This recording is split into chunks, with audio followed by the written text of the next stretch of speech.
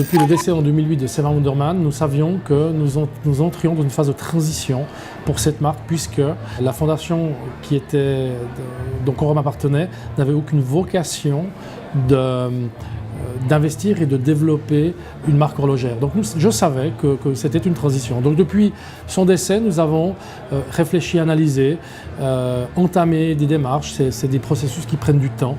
Et naturellement, nous aboutissons en 2013 avec un nouveau partenaire qui va nous donner les moyens de nous développer, qui va investir significativement dans la marque et dont les synergies sont intéressantes. Aujourd'hui, ce groupe a fait l'acquisition d'Eterna il y a 1 an et demi.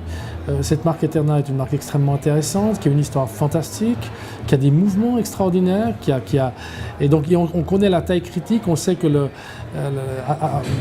partager dans la distribution, dans l'industrie, c'est des gains, et donc là, voilà un axe par exemple. Je pense qu'on a vraiment trouvé un partenaire qui avait envie de faire l'acquisition de la marque Corum. Écoutez, la condition pour le rachat était que je m'engage sur plusieurs années et que je reste chez Corum pour plusieurs années. C'est une des conditions qu'ils ont posées pour être intéressés. C'est le management qui leur intéressait. Ils ont une marque comme Eterna. C'est un groupe qui avait besoin de l'aide également sur Eterna. Et ils ont identifié en Corum la possibilité d'être soutenus, d'être aidés pour mettre en place un pôle horloger.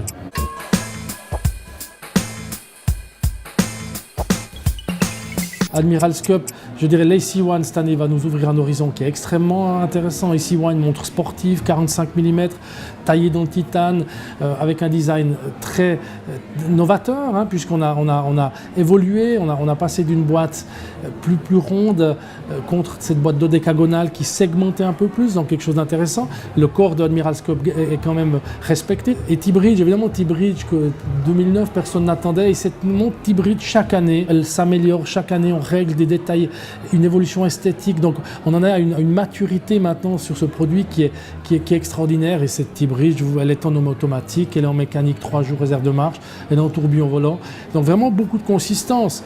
La pièce en céramique est une pièce aussi extraordinaire pour la Lady T-Bridge. Et après, pour terminer, la Golden Bridge a retrouvé sa transparence.